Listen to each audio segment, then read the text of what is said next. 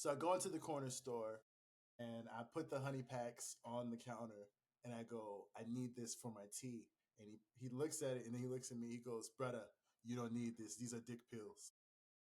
Good morning, good morning. You are now tuned into another episode of It's Too Early for All That. I am your humble host, Jordan Baylor, filmmaker, animator, and your guide to everything under the sun. I've got coffee in hand, excitement in my heart, and I'm ready to kick off the day with some fresh, hot takes. And I'm joined by none other than my ride or die, my co-host, Fulton. How are you doing today, my good? My bad. I didn't know that water bottle was there. I'm good. That's good. That's real good. That's real good. So previously we discussed about Josh Brolin being potentially casted as Hal Jordan for the upcoming Lantern series. Josh Brolin has officially passed on the show. He told him to take the job and shove it. What's your take on this? Good choice. Good decision by the man. Dune is definitely a movie series that he should be involved in. He's sort of barely in the two movies, but he was good in both. And like I still couldn't see him as Hal Jordan. I mean, even though it would have been him with all the other Earth Lanterns and like an older Hal Jordan. I don't know. Still couldn't see it. So yeah, he pulled the Will Smith. Said, you know what? I think you can find somebody better for that. And respect to him. I think I agree with your take 100%. I think one actor who can take notes, who should pull out a notepad and see that this is how you conduct yourself in Hollywood and you actually pass up a job. His name is Kevin Hart. Do that on some of your projects, bro. Just you ain't got to do everything. And I know this has nothing to do with Josh Brolin. I think he did the right thing. It's not a project that fits him. I think Josh Brolin is such a hot actor that he shouldn't go to TV right now. He needs to be in theaters, personally. You know, I think he still can play around in theater movies. Even if it's like second or third on the screen, like he's a big enough actor to still be pulling on pulling in big paychecks and putting seats in the theaters. So I'm glad he passed up the television the route and decided to, maybe go do some more comedies or do different types of films because he makes really interesting film choices. And I'm glad he's just not sticking in the comic book world because Josh Brolin is a real talent. Agreed. Michael B. Jordan will star and direct a new Thomas Crown Affairs for Amazon MGM. The story follows a rich playboy who enjoys stealing art for a hobby, but meets his match in an insurance investigator who quickly fall for each other, according to Deadline. So I don't know if you've ever seen the other Thomas Crown Affairs. They're like just really they're the original one is like from the 60s. I think it has Paul Newman, if I remember correctly. It's like a movie about a pretty playboy who's a thief. You know, it's a cool story, but Michael B. Jordan's going to be starring and directing in it. What are your thoughts? I think, and I hate to say this, I think he might not be, and he might prove me wrong with this one. He might not be as charismatic as what is needed for this role. I mean, he's usually very it's weird. The only time I found him super charismatic was when he was shooting white bitches in Disney movies as Killmonger. Oh wait, no, wasn't she light skinned? Wait, was she black? He shot a lot of women in that movie. Probably, and stabbed some too. But yeah, misogyny suits him well. Suits him well. He should be out there yeah, just talking down on women, raising his voice towards them. I think that's his bread and butter. I think like they keep trying to make him, or I think he's trying to make himself that like that dude. And I don't know if his personality is there for like that suave shit that they try to like put him in. which hurts me as a melanated man, because right now he's all we got. Really, that's all I can think of. Like he's like the hot dude for us. Well, yeah. Just get him back to talking down on women. He'll be good. I see what you mean. I don't agree with that point 100% about the about the misogyny.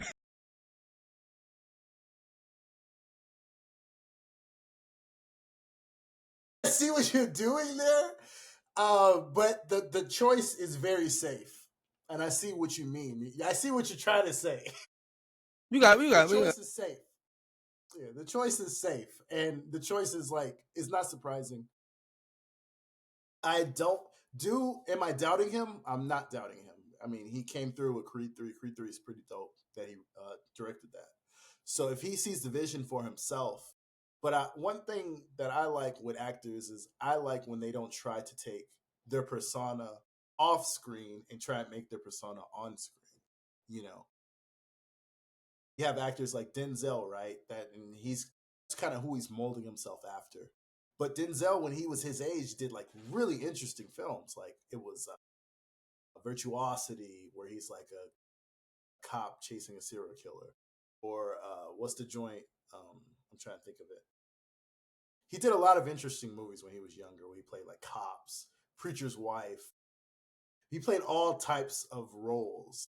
I feel like Michael B. Jordan is so rich that he's thinking, I need to play rich people on screen. It's like, I don't know if we can relate to that. Like, the Thomas Crown Affair is the reason why that actor that played the original one, Pierce Brosnan, the reason he was doing that was because we had seen him as James Bond. You know, like you couldn't really see Pierce Brosnan do anything else other than be another rich dude. Even he kind of got pigeonholed into that. And you really haven't seen Pierce Brosnan in anything else. He's just like a fake ass James Bond in anything he plays. So Michael B. Jordan needs to be aware that you are kind of positioning yourself to kind of get pigeonholed in roles that are like really astute black guys, and like you should play real people. And person's career who I like, which he's not as big as him, but he does really interesting movies, is John Boyega. You know, he does films like They Cloned Tyrone. He did another movie. He played a guy who he played a veteran that held up a bank. He's done like some really interesting projects, and but he's playing real people, you know. And I'm not saying that that character that he's playing is not a real guy.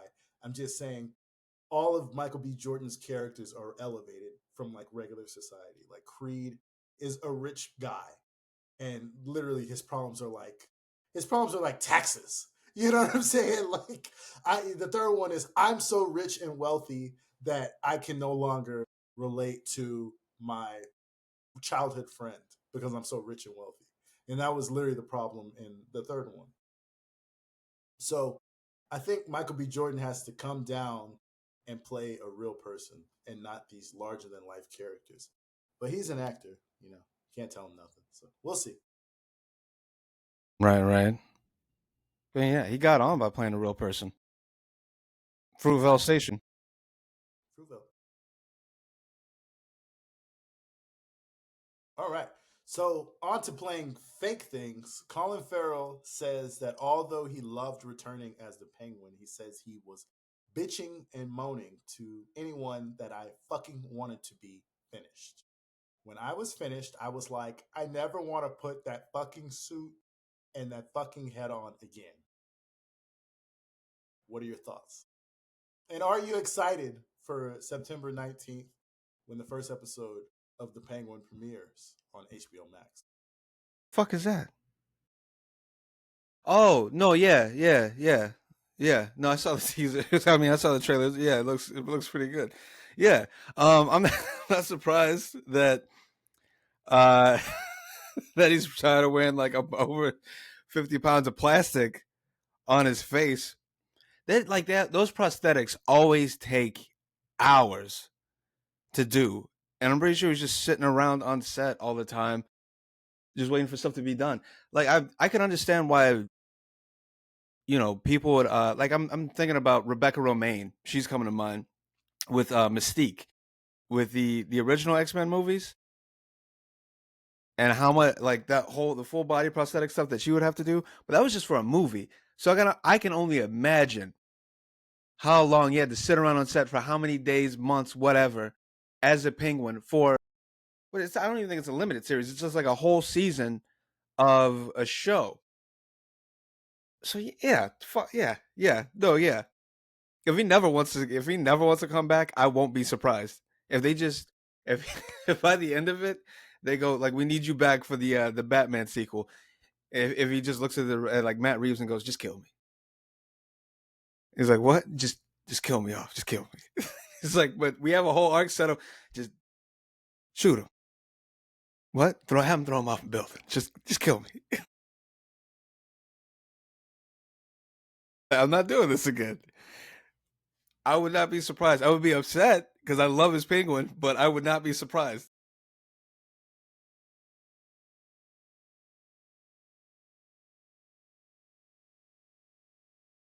If I cut you out again. Hold on. No, I said you got to give me a second in between my take. That was funny as hell. I Okay. was laughing. I was laughing the whole time. Just kill me. Just kill me. Just but, kill. Okay, so my take on it is, I see your point.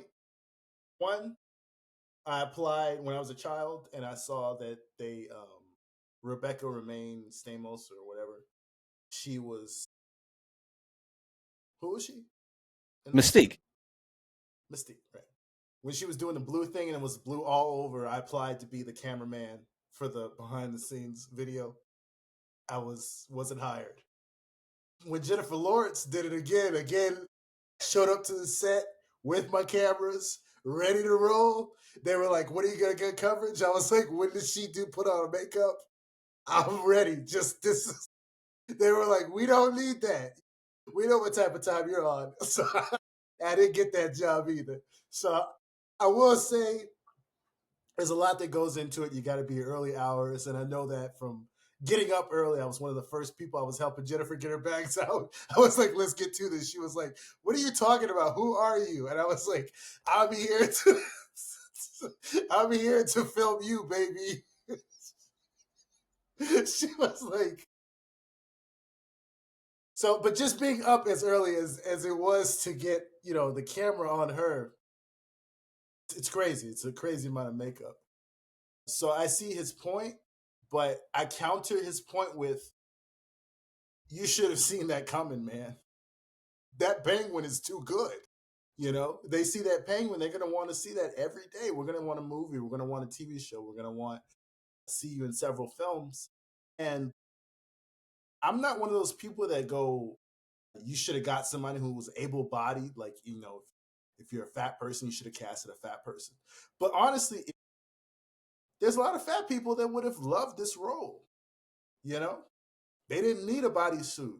They've been putting this bodysuit on, sponsored by McDonald's, baby. Like, they didn't need makeup. They showed up with the scars on their face. They're already ugly. I don't. They go, "Oh, he showed up with makeup." They're like, "No, I just got here." They're like, "He's camera ready. This dude's ugly as hell." Like, there's a lot of people out there. So I don't know. I feel like that's on Colin, for wanting to be a character actor. You know, that's his thing. He wants to be a character actor. He doesn't want to play himself. He wants to play characters, which is cool. But just know that that's what comes with the territory. I have a counterpoint to the cast and actual fat person thing. Okay. There's a reason that won't work. It's the same reason that it doesn't work to get like skinny fit people on for a reality show. After one season with the skinny people on reality TV, they start gaining weight because they start making money. They start getting cozy. It's the opposite with fat people. If you cast them to be fat and ugly, all of a sudden they start making money. They start going to the gym and shit. Start paying for surgeries, all this other stuff. All of a sudden, it's not the penguin anymore. All of a sudden, he's starting to look like he's trying to make himself feel better because now he's got money to do that. And it's not the same. It Penguin won't be. sponsored by Ozempic. it won't be the same guy anymore. It won't be the same fat, ugly looking piece of shit that we wanted. It'll be someone who's trying to get their life together. And I don't want to see that for a villain, especially for a Batman villain.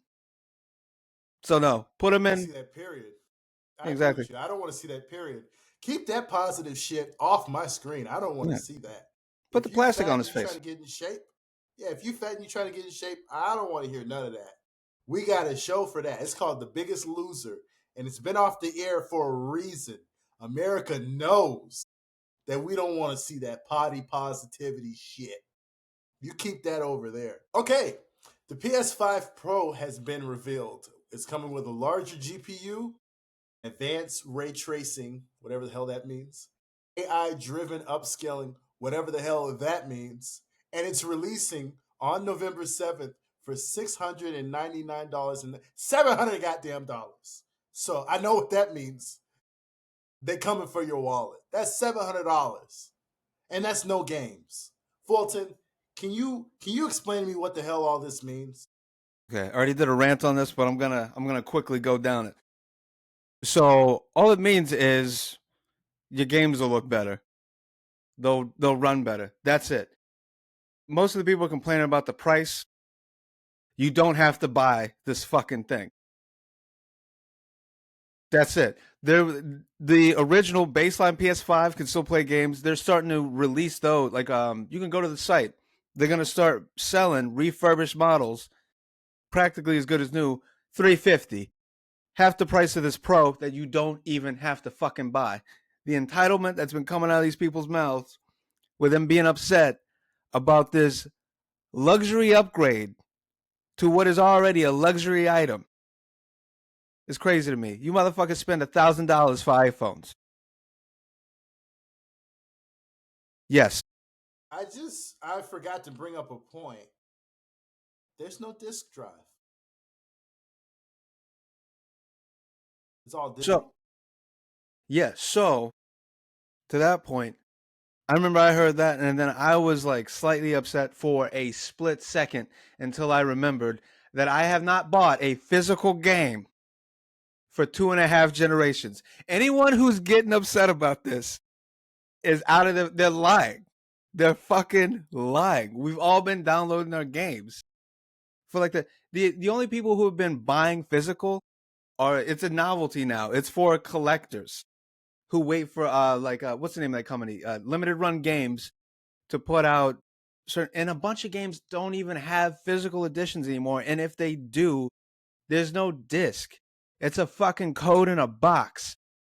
And if it is a disc, it's not, you still need internet for it to work, because most of the times these discs release like, or like these games, the software that'll be on the fucking disc, it still needs a patch. So you'll still need to be connected to the internet anyway. Like, it's just, they're just fully embracing that era is over now. It's just the whole disc shit is done. And it's like, I've been buying games ever since the first Nintendo. I got PS2 discs in this drawer. I got a fucking shelf up there full of PS3 games, and then from the beginning of this generation, some PS4 games over there. Some I took from my brother's place. I don't got any more room for this shit. Half of everything else that I have is just digital on the PS4 right here and on that fucking PS3. So people complaining about that, like they're also selling a disc drive separately for basically $100. It's 80, but fuck it, we'll just round up to 100 for that disc, for that physical media that you're never gonna fucking buy. And for people that are saying, and then I was thinking maybe Blu-rays, Blu-ray media, like you want to watch a movie, you're buying physical, home media. Let's get real with that shit anyway too. Everybody's streaming shit now. You got Netflix, you got Hulu. Most of you motherfuckers pay for those, and you spend all day watching YouTube. So what the fuck are we talking about? What are we talking about? What the fuck are we talking about? What are you like? What are we upset about? The only thing, if this is true, then this is the only thing I'll be like, all right, that's fucked. I haven't looked into it. It might not. The console might not come with a controller. You might have to buy a controller separately. Don't, quote me on that. I'm not sure. But if that is true, then that's a little fucked. But Nintendo's been selling fucking upgraded 3DSs without charges for however long. Y'all should have been burned them down, not to put it on somebody else. But yeah, These no, iPhones without chargers. boom. They've been dragging the sack across your face for like over a decade now. All of these fucking tech companies. So they complain about this. Like It's again, Stockholm syndrome at this point. boom. It's just Stockholm syndrome at this point. We're all getting abused, and we love it. And we Yeah, say, "When's the next one coming out?" please. With tears in our eyes. Yeah. So Yeah, and it's like, yeah, just keep your fucking. If you don't want to, if you're upset about this, just keep your fucking PS5. You already got one. If you were looking to get a new one, or you don't have one and you were looking to get one anyway, and you can't afford it, like just get the 350. They're about to start selling them bitches refurbished. Get that. My first one's gonna be a Pro. That's the only reason why I waited. I always wait for the next iteration of anything anyway, because I can. I know what they are. They're luxury items. I've been gaming ever since I like my whole fucking life. I don't need this shit. I understand that this is a hobby. I don't I don't understand what's going on with people. Like they're upset. Talk about fucking first world problems. You're upset because the new toy is too expensive? Like they're fucking toys. What do y'all do all day? Y'all don't go to work? That's what I gotta say about that. I probably have more, but that's it for now. I mean, that put a lot of stuff in perspective. I mean, you definitely checked me on the Blu-ray. You checked me on the physical media and the disc tray. And I was just like, oh, he's right. Because someone tried to sell me a Blu-ray player, a Blu-ray movie, and I was like, I don't even have anything to play this on. And I passed, but I wanted it. I was like, I Yeah. wanted the movie. And I was just like, but then I was like, I don't even have anything. So this has been another edition of It's Too Early for All That. If the intrusive thoughts are telling you to hurt someone on the bus, don't do it. And have a good weekend.